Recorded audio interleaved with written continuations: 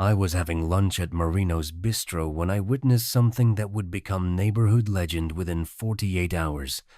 An incident so perfectly calibrated to teach certain people certain lessons that it almost seemed scripted by some cosmic force with a dark sense of humor. The restaurant was a neighborhood fixture, family-owned for 2 generations, the kind of place where regulars knew the staff by name and the staff remembered how you took your coffee without asking. It occupied a converted brownstone on a tree-lined street that had somehow resisted the worst excesses of gentrification, maintaining its character even as property values climbed and chain restaurants invaded surrounding blocks. The interior was warm and intimate. Exposed brick walls decorated with framed photographs of the family that owned the place.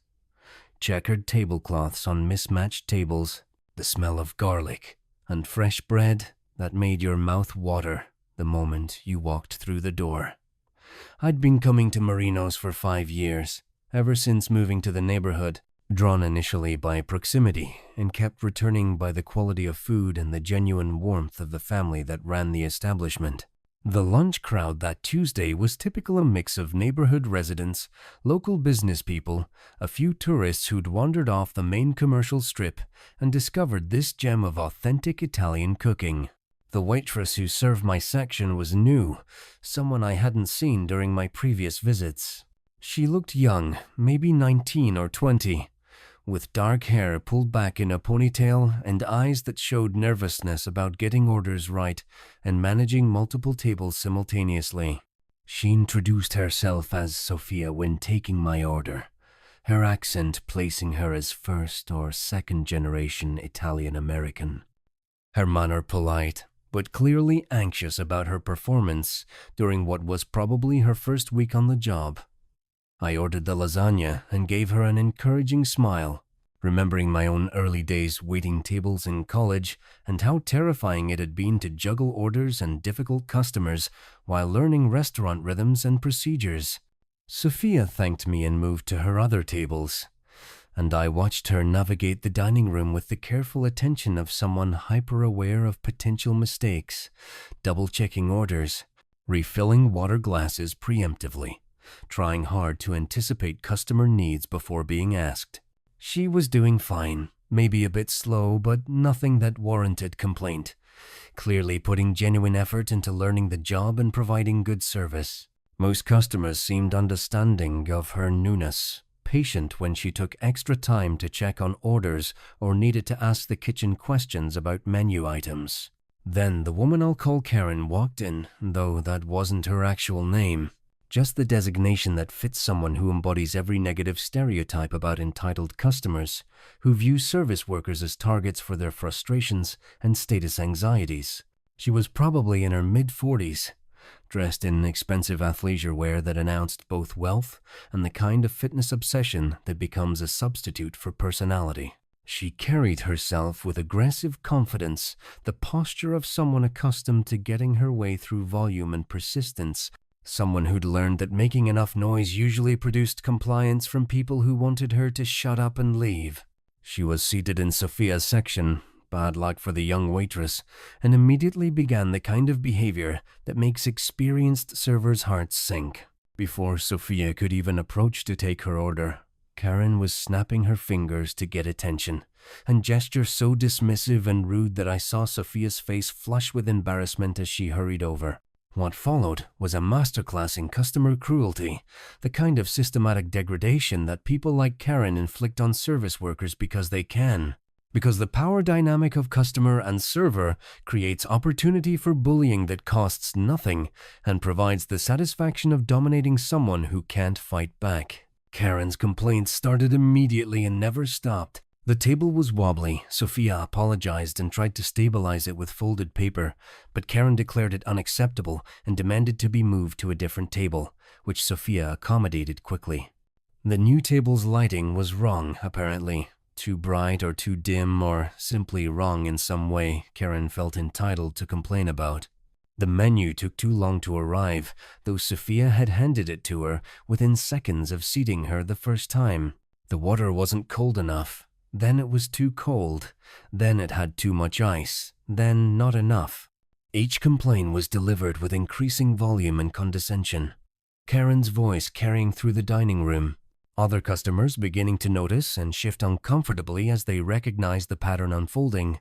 Sophia tried to address each complaint with apologetic efficiency, replacing the water, adjusting the lighting where possible, offering to answer questions about the menu. But nothing she did was adequate because adequacy wasn't the point. The point was dominance, the establishment and maintenance of a hierarchy where Karen occupied a superior position and Sophia existed to absorb whatever abuse Karen decided to deliver. I watched this escalation with growing anger, my meal forgotten as I witnessed a young woman being systematically humiliated for entertainment and ego gratification. When Sophia finally took Karen's order after multiple interruptions and complaints about every menu item she suggested, the cruelty reached a new level. Karen ordered a Caesar salad with so many modifications and substitutions that it barely resembled the menu description. No anchovies, no croutons, extra chicken but cooked a specific way, dressing on the side but a specific amount of dressing. Parmesan cheese, but not too much. Specific vegetables added that weren't part of the standard preparation. Sophia wrote everything down carefully, repeating the order back to confirm accuracy, her nervousness visible in the slight tremor of her hands holding the notepad. Karen confirmed the order with obvious impatience, making clear that Sophia was taking too long with the process, that her anxiety was itself an inconvenience. Sophia retreated to the kitchen, and I saw her stop briefly at the server station, taking a deep breath, clearly trying to compose herself before entering the kitchen with the complicated order. I felt bad for her, but also angry at my own paralysis, my failure to intervene, my calculation that making a scene in Karen's direction might make things worse for Sophia by drawing more attention to the situation and potentially costing her tips from other tables if customers decided the drama wasn't worth enduring. The salad arrived about 15 minutes later, Sophia delivering it with visible trepidation, clearly worried that something about its preparation wouldn't meet Karen's impossible standards. Her worry was justified. Karen took one look at the salad and launched into a tirade about how it was completely wrong, how nothing she'd ordered had been prepared correctly, how incompetent Sophia was, how embarrassing it was that restaurants hired people who couldn't follow simple instructions. Sophia's face went pale as Karen loudly itemized everything supposedly wrong with the salad, her voice carrying through the dining room, other customers now actively watching the scene unfold. Sophia apologized repeatedly, offered to have the kitchen remake the salad, asked specific questions about what needed to be corrected.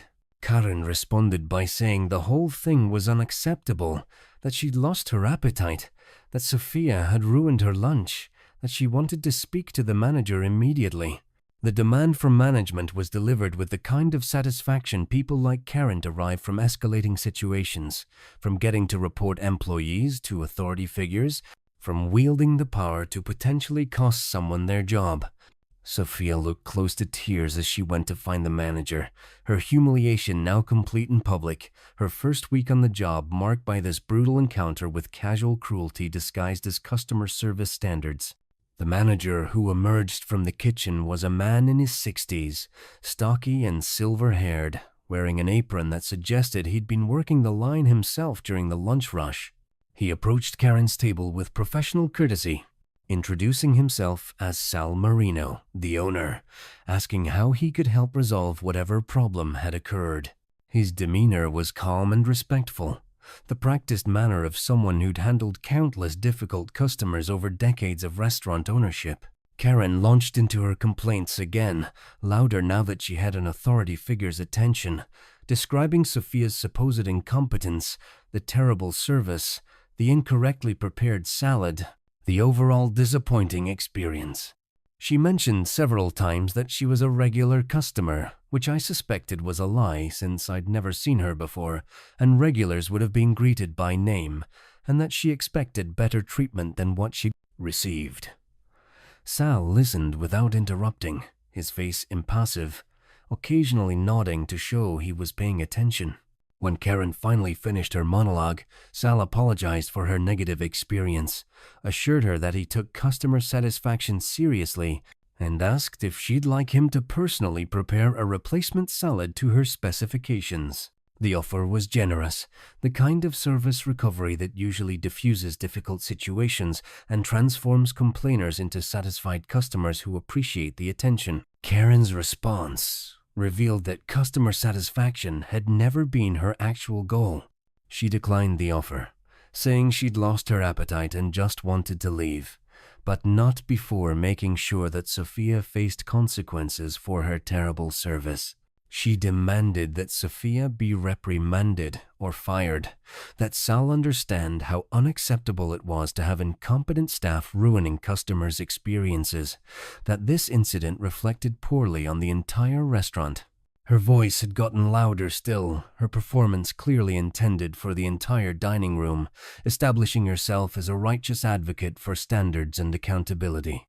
Sal's expression changed subtly as Karen made these demands, something hardening in his eyes, though his voice remained professionally neutral. He told Karen that he'd speak with Sophia about today's service, that he appreciated the feedback, that her meal would of course be complimentary, given her dissatisfaction. He signaled for Sophia to bring the check marked as void, no charge, and began the process of diplomatically getting Karen out of his restaurant. But Karen wasn't done. As Sophia brought the voided check, Karen made one final comment loud enough for everyone to hear, saying that girls like Sophia should stick to jobs they're capable of doing rather than wasting customers' time in restaurants where they clearly don't belong. The cruelty of the statement was breathtaking, gratuitous in its meanness, designed to inflict maximum humiliation on a young woman who'd been trying her best under difficult circumstances. Sophia stood there holding the voided check, her eyes wet with tears she was clearly fighting not to shed, her face flushed with shame and anger and hurt that she had no acceptable outlet for expressing. She placed the check on the table without speaking and walked quickly toward the kitchen, her composure finally cracking as she disappeared through the swinging doors. Karen gathered her expensive purse and sunglasses, apparently satisfied with the damage she'd inflicted, preparing to leave without even the pretense of appreciation for the voided bill or the manager's accommodations. That's when everything changed. Sal Marino placed his hand on the back of the chair across from Karen, his body language shifting from conciliatory restaurant owner to something else entirely. Something that made several customers, including me, suddenly pay much closer attention. His voice was quiet when he spoke, forcing Karen to stop and listen, but the quiet carried weight that his earlier professional courtesy had lacked. He told Karen that Sophia was his daughter, that today was her first week working in the family restaurant, that she'd been nervous about doing a good job and learning the business her grandfather had started 50 years ago. He said this calmly, conversationally, establishing facts that recontextualized everything that had just occurred. Sal continued speaking, still quiet but with an edge that made it clear he was no longer playing the role of accommodating restaurant owner. He explained that Sophia had gotten every element of Karen's order correct, that he'd personally checked the salad before it went out, that the kitchen staff had followed the specifications exactly as Sophia had communicated them. Karen's complaints had been manufactured, Sal stated flatly, designed to humiliate a young server who was doing her job well, but was new enough to doubt herself when challenged aggressively. He'd seen this pattern before, Sal said. Certain customers who got satisfaction from making servers feel small, who mistook cruelty for standards and bullying for customer advocacy. He told Karen that she wasn't welcome in his restaurant anymore, that her presence was disruptive and her behavior toward his daughter was unacceptable, that she should leave and not return. The statement was delivered with finality that made clear this wasn't negotiable, wasn't a position Karen could argue or complain her way out of. She tried anyway, of course, sputtering about customer rights and reviews and how she'd tell everyone about this treatment. Sal remained unmoved, simply repeating that she needed to leave now, his tone suggesting that continuing to argue would be a mistake of judgment Karen would regret. Karen left in a huff, making a show of her indignation, promising loudly to write negative reviews and tell all her friends about the terrible service and management at Marino's. After she was gone, the dining room remained tense for a long moment before gradually relaxing, customers returning to their meals, the background noise of conversation resuming. Sal stood at the front of the dining room for a moment, seeming to gather himself, then disappeared into the kitchen where Sophia had retreated. I couldn't see what happened back there, but when Sophia emerged about 10 minutes later with my lasagna, which I'd almost forgotten about in the drama, her eyes were red, but she was smiling slightly. Her composure recovered enough to continue working. She apologized for the delay with my food, which was absurd given the circumstances, and I told her she had nothing to apologize for, that she'd handled a terrible situation with remarkable grace, that the customer who'd harassed her was completely out of line.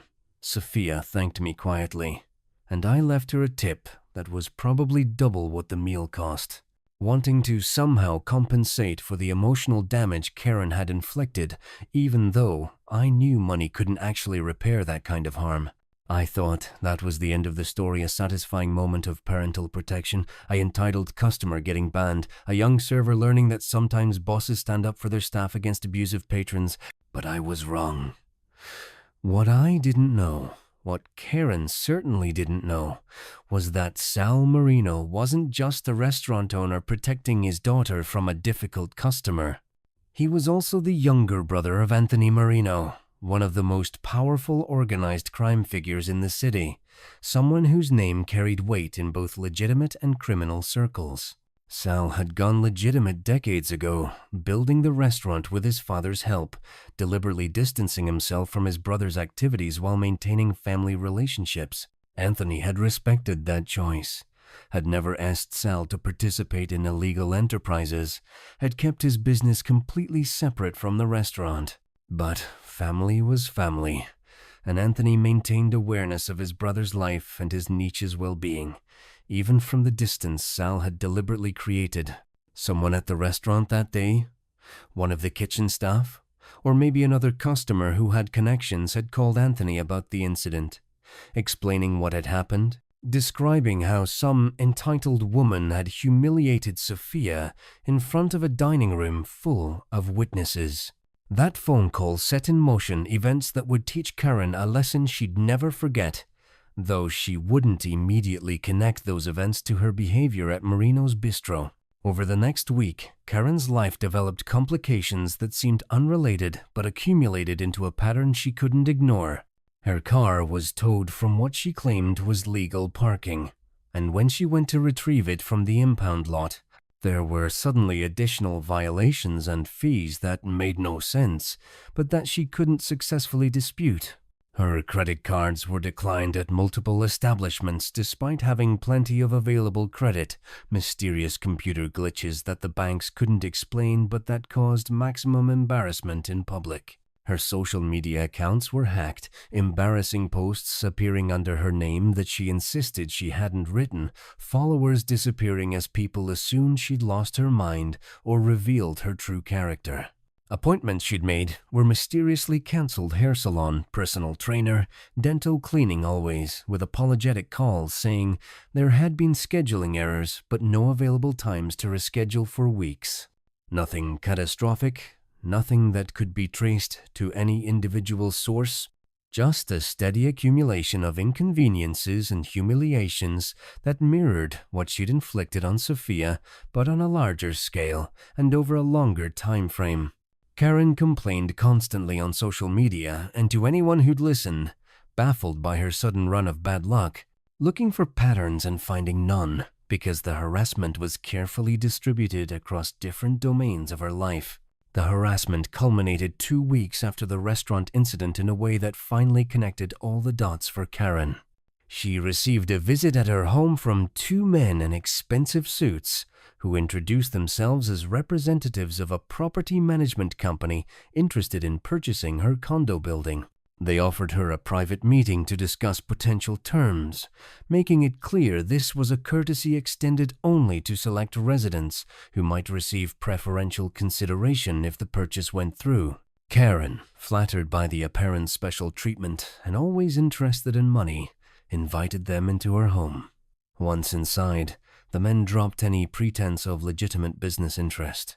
They explained calmly that they were there on behalf of someone who'd heard about Karen's behavior at Marino's bistro, someone who took a personal interest in Sophia's well-being and hadn't appreciated hearing that some entitled stranger had spent an hour systematically humiliating a teenager trying to do her job. They itemized the various inconveniences Karen had experienced over the past 2 weeks, making clear these hadn't been coincidences but coordinated messages about consequences for cruelty.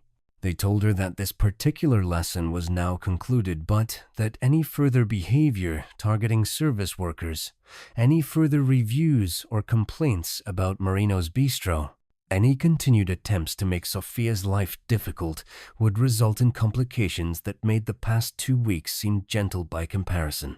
They suggested Karen might want to reflect on how she treated people with less power than herself, might want to consider that everyone is connected to someone, that casual cruelty sometimes activated protection mechanisms she couldn't predict or control. After the men left, Karen apparently sat in her living room for over an hour trying to process what had just happened, understanding finally that she'd crossed a line without knowing it existed, that her performance at Marino's had attracted attention from people who operated according to rules very different from customer service complaints and Yelp reviews.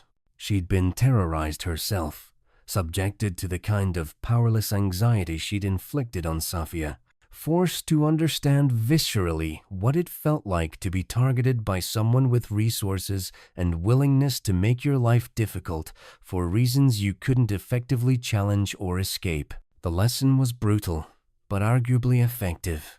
Karen became noticeably more polite to service workers after that encounter. Her earlier pattern of aggressive customer entitlement replaced by careful courtesy that suggested she'd learned something about consequences. I heard about all of this weeks later through the Neighborhood Information Network, the way stories circulate in communities where people pay attention to patterns and connect dots others might miss. The story of what had happened to Karen became neighborhood legend, told and retold with varying levels of accuracy, but always with the same moral don't mess with Sophia Marino. Don't harass service workers who might have connections. You don't understand. Remember that everyone is someone's daughter, and some fathers have resources that extend well beyond banning you from restaurants.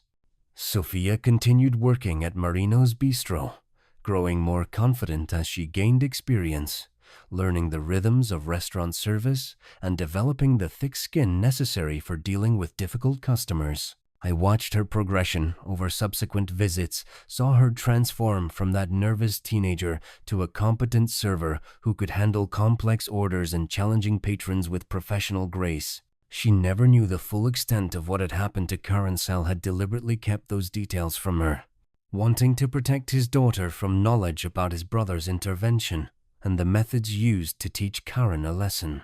Sophia thought the resolution had ended when her father banned Karen from the restaurant, thought that was the extent of her protection and vindication. She knew her Uncle Anthony had called after hearing about the incident, knew he'd been angry on her behalf, but she had no idea about the systematic harassment that had followed or the men who'd visited Karen to deliver warnings about future behavior. Her ignorance was deliberate protection, keeping her separate from the world her uncle inhabited, maintaining the boundaries her father had spent decades establishing between legitimate restaurant business and organized crime family connections. Sal had made clear to Anthony that he appreciated the protective instincts but wanted minimal involvement. He wanted to handle restaurant problems through restaurant means without drawing Sophia into awareness of power structures. She was better off not understanding. I continued eating at Marino's regularly, the quality of food and warmth of service unchanged by the incident that had temporarily disrupted its usual calm atmosphere. The other customers who'd witnessed Karen's harassment of Sophia would occasionally reference it in conversation with staff or with each other, the story becoming part of the restaurant's history, another layer in its accumulated decades of family operation and community connection. What struck me most was how the incident revealed the invisible networks that structured neighborhood life, the hidden relationships and loyalties that operated beneath surface interactions, the ways that power moved through channels that official systems never acknowledged or documented. Karen had thought she was just a customer exercising her right to complain about service, not understanding that she was actually participating in complex social dynamics where other people's relatives might have resources to push back against her bullying. The lesson she learned wasn't really about Sofia specifically, or even about Marino's bistro particularly, but about the fundamental truth that cruelty has consequences, even when those consequences aren't immediately obvious. That people who seem powerless often have connections and protectors. That casual meanness sometimes activates defensive systems you never knew existed until they turned their attention toward you. The story of Karen and Sofia became one of those narratives that gets told in the neighborhood as both entertainment and cautionary tale, a parable about the importance of treating service workers with respect and dignity, about recognizing that everyone is someone's child or parent or sibling or friend, that networks of care and protection extend in ways you can't predict by looking at someone's position in a service interaction. Some people found the story satisfying. Justice delivered to someone who deserved it, entitled behavior meeting consequences that official complaints and reviews could never provide. Others found it troubling, vigilante justice that reflected organized crime's influence over community affairs, violence and intimidation as solutions to problems that should be handled through proper channels rather than through extra-legal intervention. Both responses were valid, reflecting genuine complexity about how communities actually function versus how we wish they'd function, about whether unofficial systems of protection and consequence were beneficial or harmful when official systems proved inadequate or too slow to prevent harm to vulnerable people.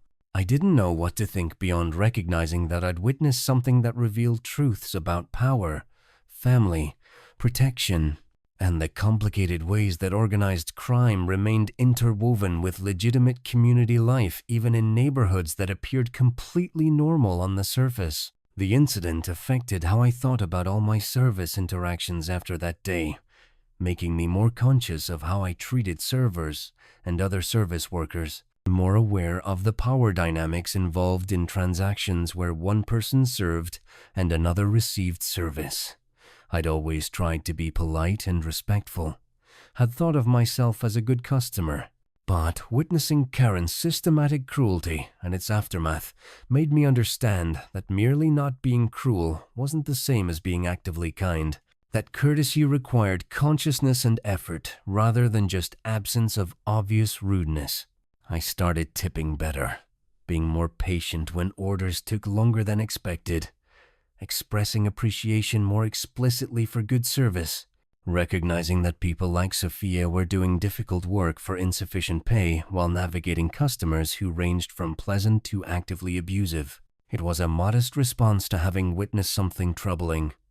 A small change in my own behavior that couldn't fix systemic problems with how service workers were treated or compensated, but it felt like the minimum ethical response to having seen clearly how casual customer cruelty affected real human beings trying to do their jobs with dignity and competence. Years have passed since that lunch at Marino's Bistro when I watched Karen systematically humiliate Sofia and then witnessed the quiet intervention that followed.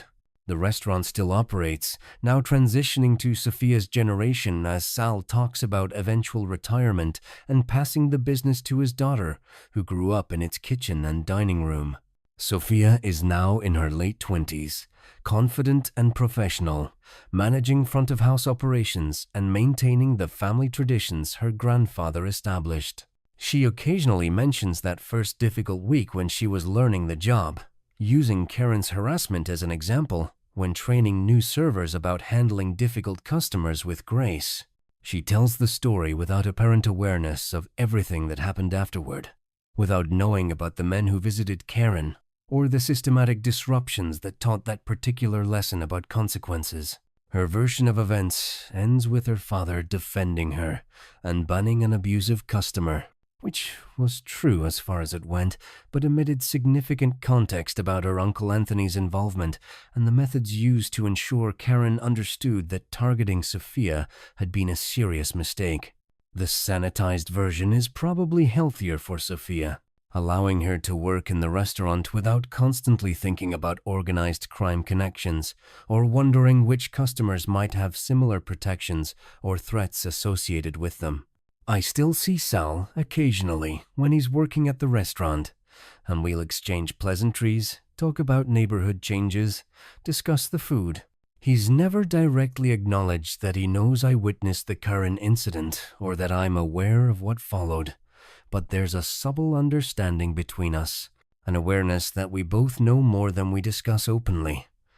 He's a good man who built a legitimate business and tried to keep his daughter separate from his brother's world, who protected her when she was targeted but tried to do so in ways that didn't expose her to full knowledge of those connections and capabilities. Whether he succeeded in maintaining that separation, whether Sophia will eventually learn more about her family's complicated history and ongoing relationships with organized crime, I don't know. Families have secrets they maintain across generations for reasons ranging from protection to shame to simple desire for certain truths to remain buried. The Marino family's secrets seem to be maintained out of protection. Desire to let Sophia inherit the restaurant without inheriting awareness of everything that came before or everything that made that inheritance possible. It's an understandable choice, even if it means she'll never fully understand the forces that protected her during her most vulnerable moment, or the price that Karen paid for an hour of casual cruelty that activated defensive mechanisms far more powerful than anything customer complaints or restaurant management could have mobilized. The broader lesson I took from witnessing that day's events was about visible and invisible power structures, about how communities actually function beneath their surface appearances of normalcy and legality, about the complicated ways that organized crime remains relevant in neighborhoods even decades after supposed transitions to legitimate economy and official law enforcement. Anthony Marino and people like him operated parallel to official systems, providing protection and consequences that legal channels couldn't or wouldn't deliver, filling gaps that vulnerable people experience between being harmed and receiving any meaningful response from authorities who were often too slow, too burdened, or too unconcerned to help. This wasn't romantic or admirable. Anthony's organization caused real harm through drug trafficking, extortion, violence, and corruption that damaged the same communities they occasionally protected members of. But it was real, part of the actual social fabric rather than theoretical frameworks about how power should work, and ignoring it meant misunderstanding how neighborhoods like mine actually functioned, and how people like Sophia ended up protected from people like Karen through methods that polite society preferred not to acknowledge or examine too closely. Understanding this didn't require approving it or thinking it represented ideal social organization, just recognizing reality as it existed rather than as we wished it existed. I think about Sophia often when I see young service workers navigating difficult customers, wondering if they have similar protections or if they're truly vulnerable to the Karens of the world without recourse, beyond hoping management will support them over abusive patrons. Most don't have uncles who run criminal organizations, don't have family connections that can mobilize systematic harassment against people who target them, are genuinely powerless in service interactions that are structured to give customers maximum leverage and workers minimum defense. The system that makes service workers vulnerable to abuse is itself the problem, not solvable through having right connections or lucky family ties, requiring structural changes to how we value service work and what protections we provide to people doing it. But structural change is slow and uncertain, happening across years or decades through political organizing and cultural shifts that individual workers can't wait for when they're being harassed today. In that gap between how things should work and how they actually work, networks like the Marino families provide crude protection that's better than nothing, even if it's also problematic in its methods and implications. This tension between ideal and real, between what should happen and what does happen, between structural reform and immediate protection. That's the complicated truth that the Karen and Sophie incident revealed to anyone paying careful attention to what actually occurred and why. About 3 years after the Karen incident, something happened that brought the whole story back into sharp focus and revealed dimensions I hadn't fully understood at the time. I was at Marino's for Sunday dinner, a tradition I'd maintained over the years, when I noticed Sophia having an intense conversation with a young woman I didn't recognize. They were standing near the kitchen entrance, Sophia's body language protective, the other woman clearly upset about something. I couldn't hear what they were saying, but I could read the emotion the young woman was crying. Sophia had her hand on the woman's shoulder. Other staff members were glancing over with obvious concern. After about 10 minutes, Sophia led the young woman to Sal's office in the back, and both disappeared for what must have been close to an hour. When Sophia finally emerged, her face was set with determination that reminded me strikingly of her father's expression when he'd confronted Karen years earlier. She went directly to the phone at the host end and made a call that lasted several minutes, her voice too quiet for me to hear, but her manner suggesting she was reporting something serious to someone important. The young woman emerged from the office shortly after, looking somewhat calmer but still obviously shaken, and Sophia walked her out to a waiting car with the kind of careful attention you'd give to someone fragile. Later that evening, as I was paying my bill, I asked Sophia if everything was all right, if the young woman who'd been so upset was okay. Sophia hesitated before responding, clearly weighing how much to share, then told me that the woman was her friend from high school, someone she'd stayed close with over the years. The friend worked as a server at a different restaurant across town and had been dealing with a regular customer who'd been sexually harassing her for weeks. Inappropriate comments, unwanted touching disguised as accidents, demands for her phone number, threats to get her fired if she complained to management. The friend had finally reported the harassment to her manager, who'd done nothing except tell her to be less sensitive and remember that tips paid her bills.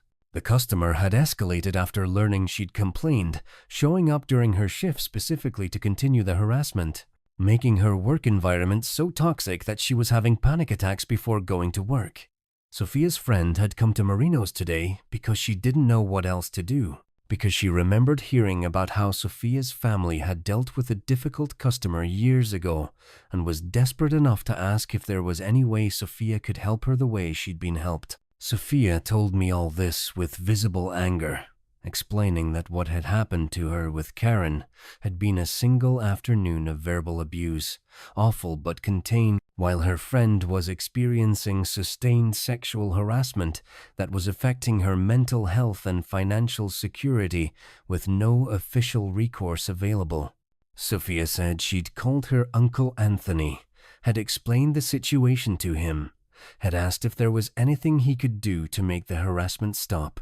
It was the first time Sophia had ever directly requested her uncle's intervention, the first time she'd consciously activated the family connections she'd been sheltered from understanding fully.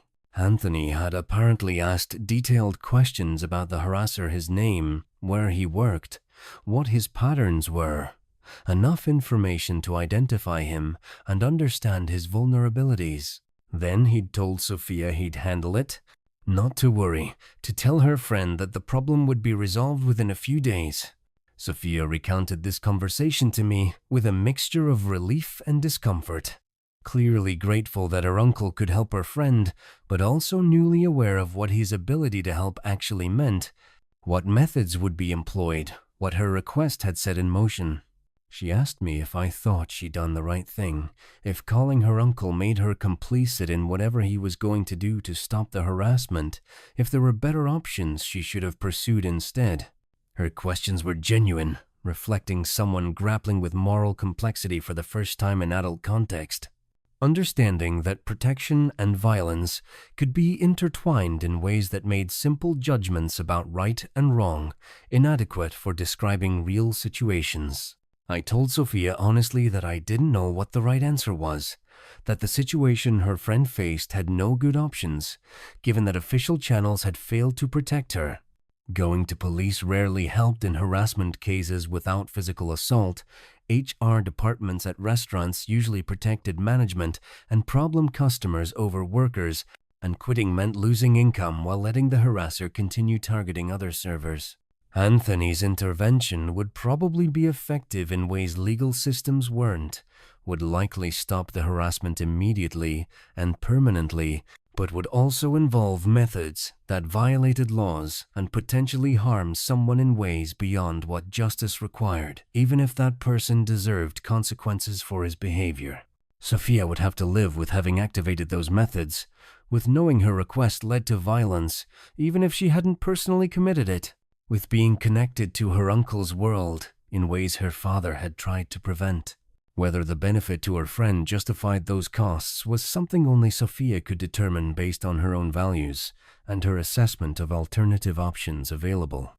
I could see Sophia processing this as we talked, understanding that she'd crossed a threshold she couldn't uncross, that she'd made a choice that implicated her in systems of extra-legal power that her father had spent his life trying to keep her separate from. The harassment of Sophia's friend stopped within 3 days, just as Anthony had promised. The customer who'd been targeting her simply stopped coming to the restaurant, didn't return for any of his usual shifts, wasn't seen in the neighborhood at all. Sophia's friend reported that she'd heard through various channels that the man had been involved in some kind of accident. Nothing life-threatening, but serious enough to require medical attention and apparently frightening enough to make him rethink his patterns and behaviors. She'd also heard that someone had visited his workplace and his home, had conversations with him about respecting women and understanding consequences for predatory behavior, had made clear that continued harassment of any service worker anywhere would result in complications far worse than whatever injuries he was currently recovering from. The friend was relieved and grateful, finally able to work without constant anxiety and fear, able to rebuild her confidence and sense of safety that the harassment had destroyed. But she was also aware that her protection had come through violence, that someone had been hurt on her behalf, even if that someone had been victimizing her, that she owed a debt to people she'd never met, whose help she'd accepted because no other help was available. She and Sophia talked about this complexity. Two young women trying to understand how to live with the reality that their safety had been secured through methods they'd been raised to condemn, that the men who'd hurt someone on their behalf were the same men who'd hurt countless others for reasons having nothing to do with protection or justice. The incident changed Sophia's relationship with her family's history and her uncle's role in the neighborhood. She started asking her father questions about Anthony, about the business he ran, about the choice Sal had made decades ago to go legitimate and separate himself from criminal enterprise. Sal was initially reluctant to discuss these matters, wanting to maintain the boundaries he'd carefully established, but Sophia persisted with the reasonable argument that she was an adult now, that she'd already been touched by her uncle's world through both the Karen incident and her friend's harassment, that ignorance was no longer protection, but just lack of information she needed to make informed decisions about her own life and choices. Sal eventually shared more of the family history, how Anthony had taken over their father's operation, how Sal had wanted different things and had been allowed to pursue them, how the restaurant had always been completely separate from illegal activities, even though family relationships remained intact. He explained the codes and loyalties that governed Anthony's world, the ways that organized crime operated according to rules that outsiders didn't understand, how protection and exploitation were two sides of the same power structure, depending on whether you were inside or outside the network of family and favored associates. Sophia also started spending more time with her Uncle Anthony, accepting his invitations to family dinners and holiday gatherings she'd previously attended minimally or avoided when possible.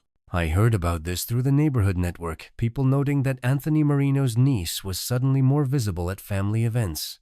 That she seemed to be building a closer relationship with the uncle she'd kept at distance throughout her childhood and early adulthood. Sophia told me during one of my dinners at the restaurant that she'd decided she needed to understand her family completely, needed to know who her uncle really was, beyond the sanitized version her father had presented, or the criminal reputation that circulated through law enforcement and media.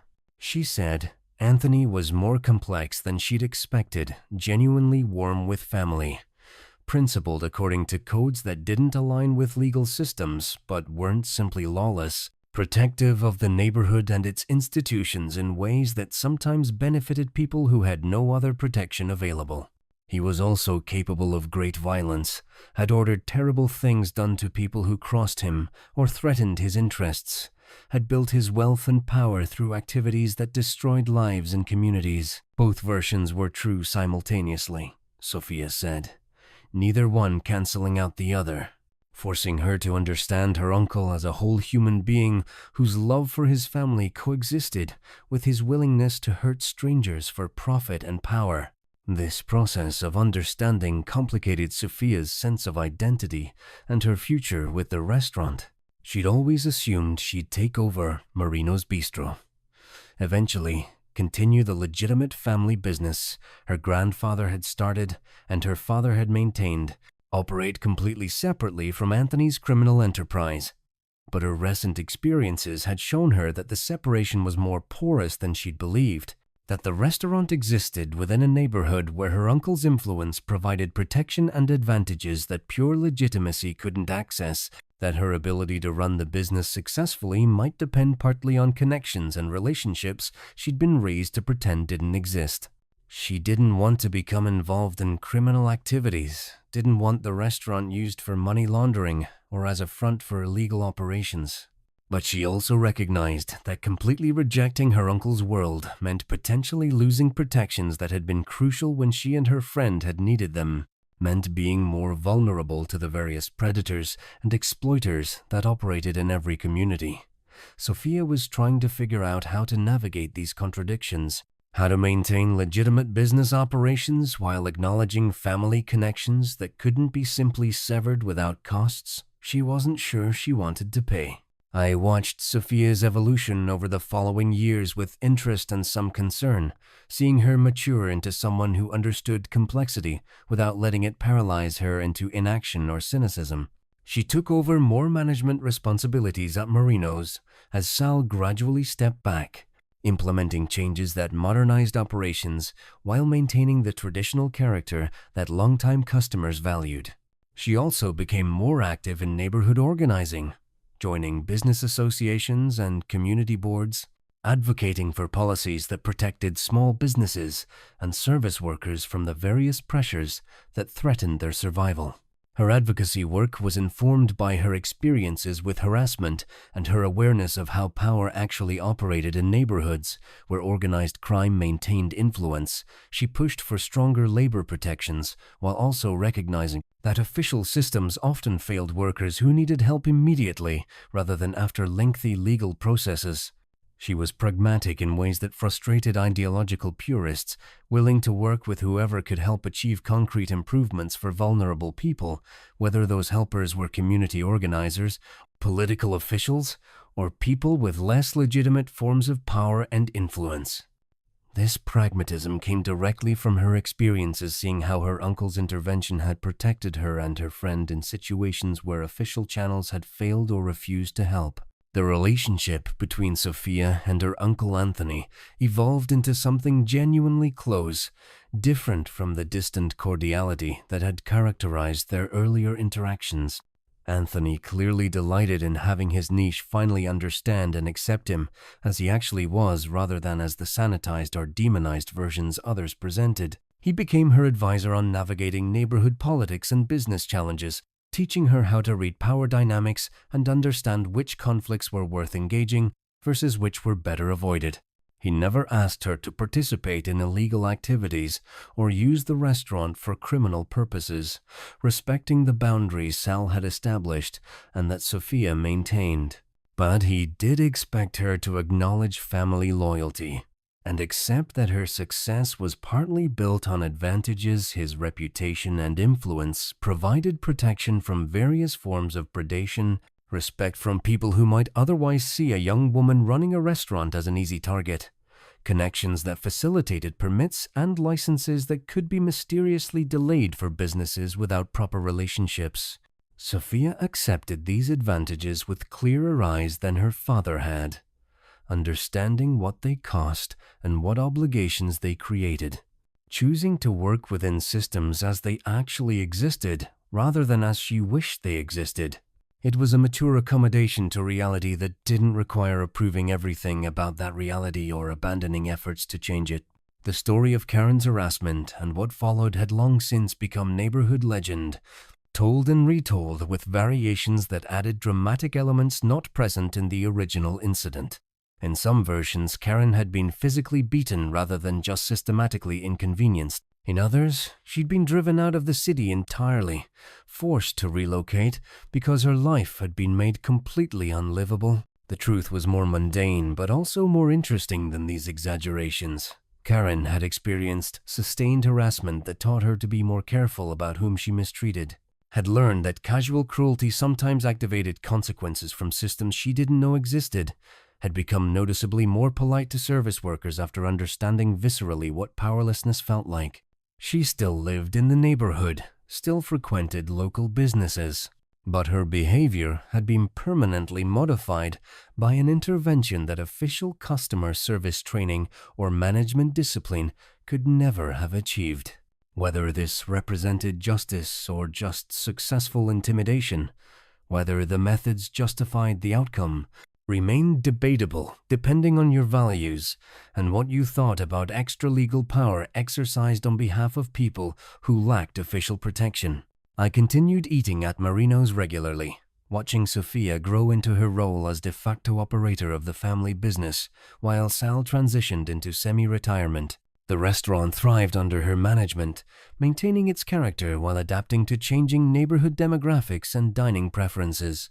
Sophia hired more young staff, mostly women, and implemented policies that protected them from the kind of harassment she and her friend had experienced, clear protocols for removing abusive customers, training for recognizing exploitation patterns, explicit management support for workers over problematic patrons, connections to resources for employees facing harassment outside work.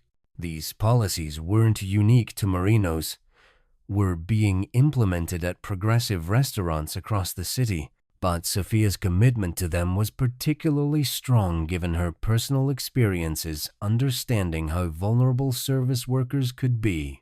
She also quietly maintained relationships with organizations that supported service workers' rights, contributing money and occasionally providing meeting space, using the restaurant's resources to support broader systemic changes, even while benefiting from family connections that operated outside official systems. It was a both-and approach rather than either-or, recognizing that immediate protection and long-term reform weren't mutually exclusive, and that people working toward justice needed whatever tools and resources were available rather than waiting for perfect solutions that might never arrive. Years into Sophia's management of Marino's, a young man showed up asking to speak with her, introducing himself as Karen's son.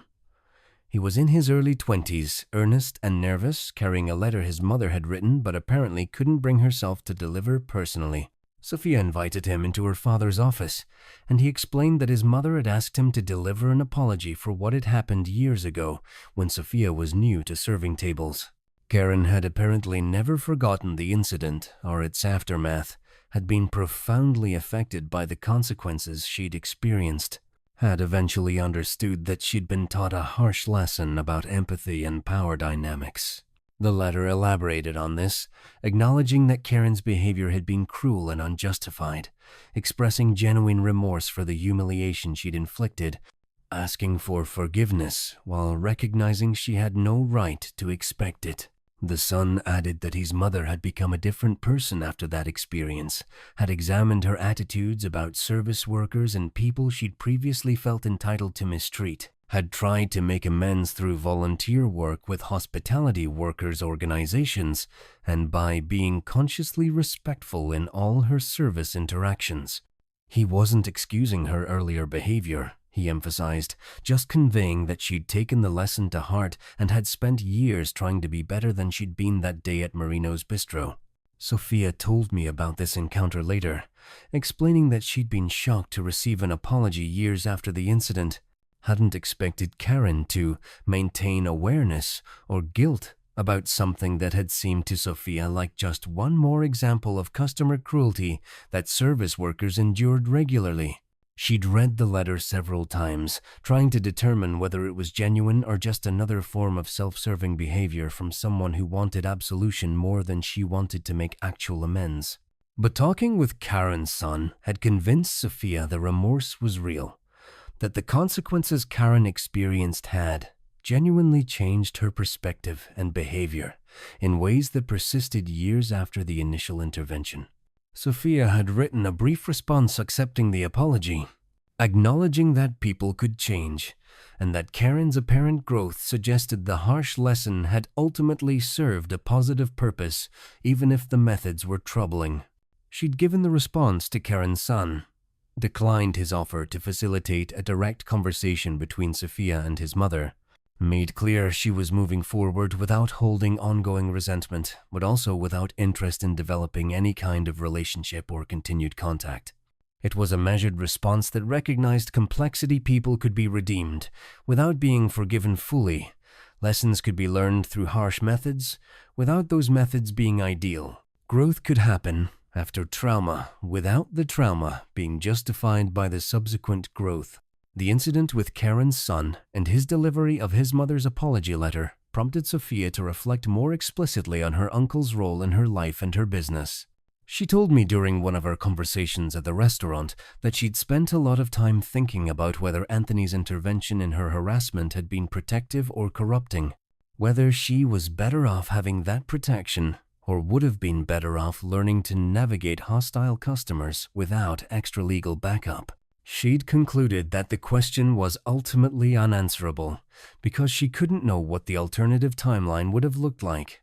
Couldn't say with certainty whether Karen would have escalated her harassment if left unchallenged, whether other customers would have felt empowered to treat Sophia similarly if Karen's behavior had gone completely without consequences beyond being banned from one restaurant.